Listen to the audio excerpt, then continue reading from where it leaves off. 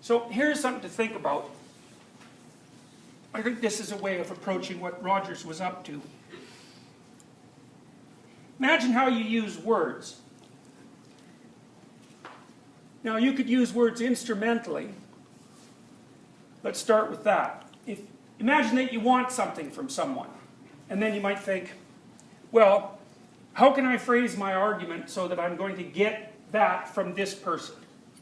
And then you might think, well, what sort of argument would appeal to that person, and what buttons can I push, and how can I get what I want?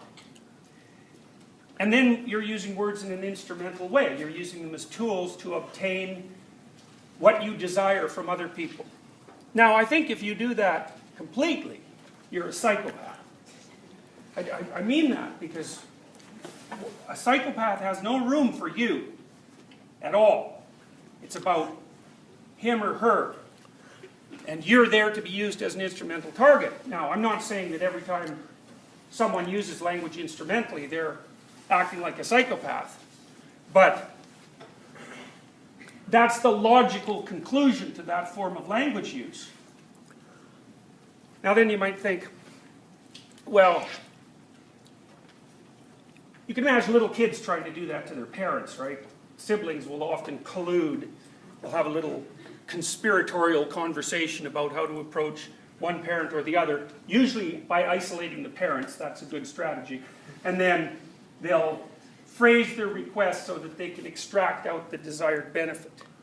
I follow these pickup artists online, being very interested in their use of psychology. And they are instrumental language users, right? So their trick is they're developing a whole little potpourri of verbal tricks that they use in attempts to seduce. It's a very narrow focus, and it's instrumental language. It's as if the personhood of the target is irrelevant, fundamentally. So it's a fairly pathological, it can become pathological very easy.